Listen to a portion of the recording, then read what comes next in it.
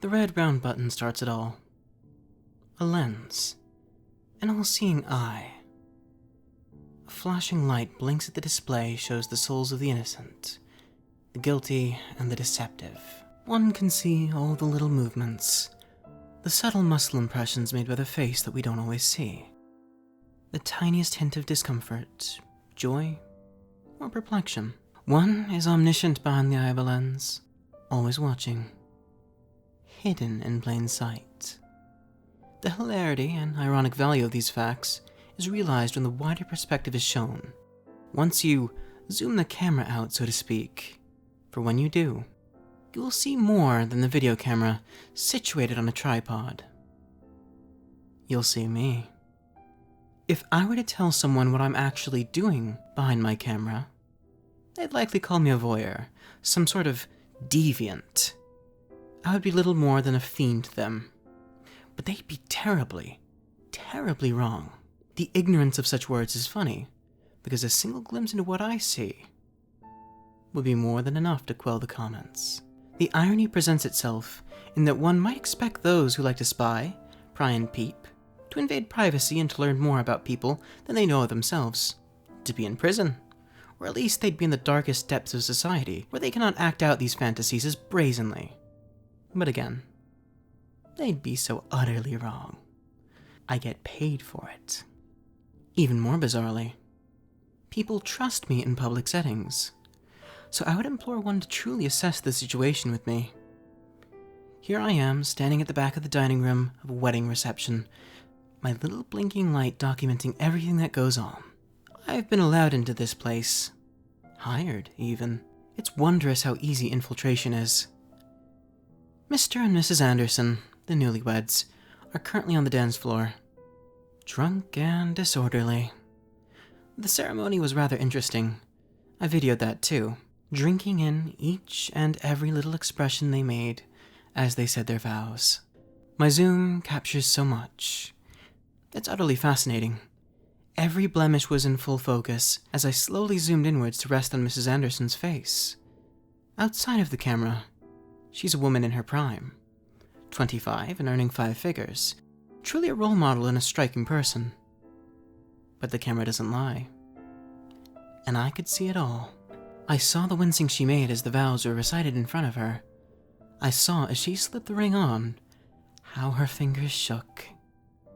Underneath it all, she's a rusted and worn has-been. The soul of an old maid inhabits her youthful body.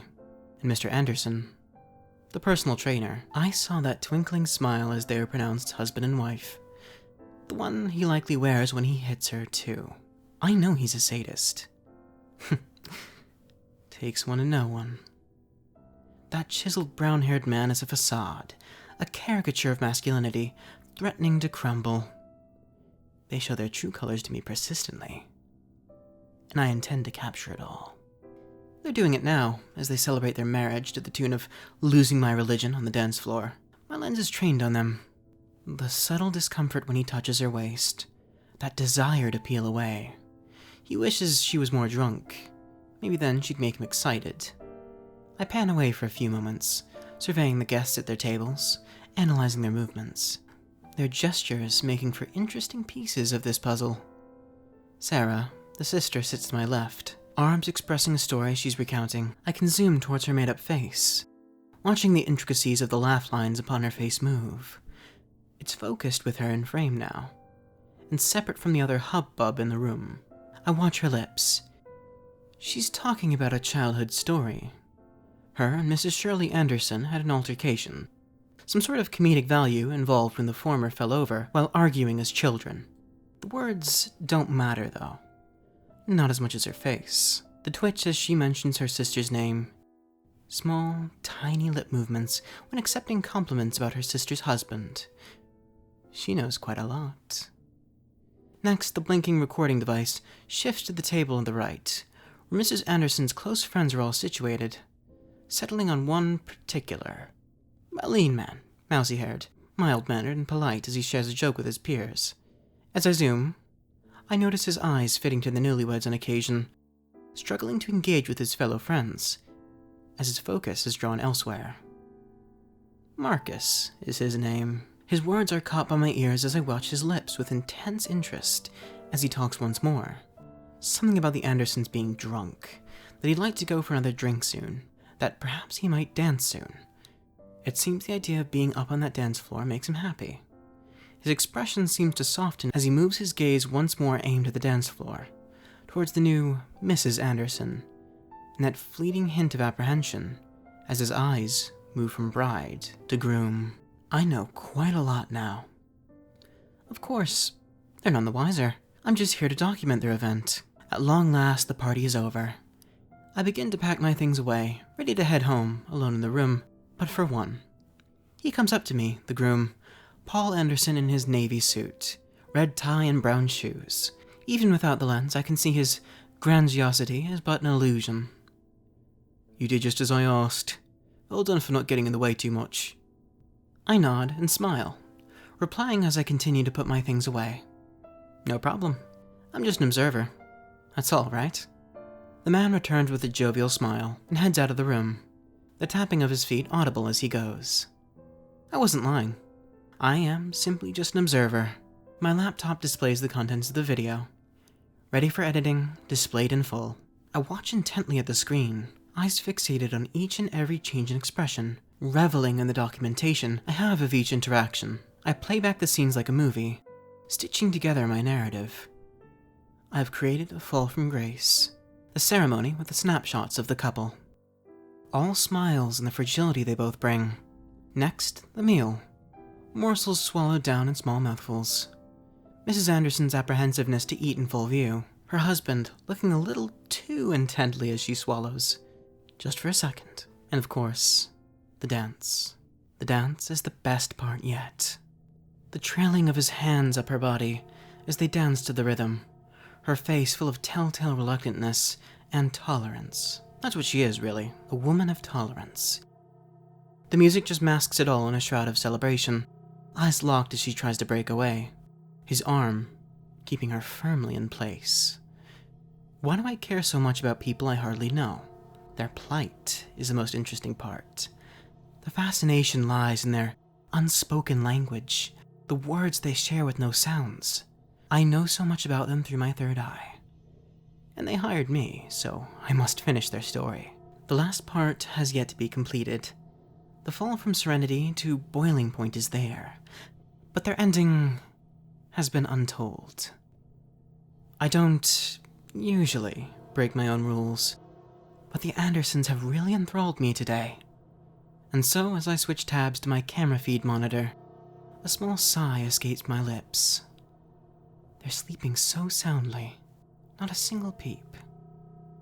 Naturally, they're not embracing, but it's serene sleep nonetheless. I switch them off as I leave, my long coat following me as I go. This ending requires more than just watching. A more personal touch is required. Strolling through the darkness is where I enjoy life. The cold air on my face as I trudge along the hard sidewalks of the sleeping city. I cast my mind back to the pre-wedding meeting. Miss Shirley Roberts, as she'd been known before Paul became her husband, sat in front of me in their nice tidy lounge, discussing the details of their celebration, what I'd need to bring, pricing and such. I'd had the measure of them before they'd even started talking. The touching and locking eyes were too performative, as if both were trying to fool one another. Their story was begging to be told. And here I am, once again, at the abode they'd allowed me into, both knowingly and unknowingly. I creep into the backyard, duplicate house key in my left hand, and the other key in my right. Advancing up the stairs is a slow process. Every sound I make risks waking the two slumbering protagonists in my narrative. I make my way, ascending with careful footing. I hear soft breathing as I near the top, a mumble and shift in position. Good. They're still asleep. I'm inside the room now, inches away from my muses. My hand is shaking a little as I place the folder in my right hand, in between the two sleeping subjects. I switch my eyes and ears in their house on, before I retire to bed, the anticipation of what's to come making sleep difficult. Whoever wakes first will finish my story. I'm not disappointed. Not at all. I'm in utter, unadulterated wonder. The camera displays blood-soaked sheets sprawled on the floor, fresh from a morning struggle. Two equally disorganized bodies lie parallel to each other, with a blade by Shirley's hand, cadavers leaking the very same liquid the bed is coated with. And just to their left lies an open folder, a picture of a slight, mousy-haired man, and a note scattered not far from it. I begin to look over the footage from the beginning of the morning, watching the resulting skirmish that the two could not have ever foreseen. The awakening of Paul Anderson, his hands opening my gift, the realization, and of course, the mad rage-induced onslaught with the now discarded blade. I have outdone myself. My predictions were once again correct. I know these people better than they know themselves. I know their thoughts. I finally allow myself a smile. My work is almost done. Now all that's left is to finish the video, to complete the happiest day of their lives. My ending couldn't have gone any better.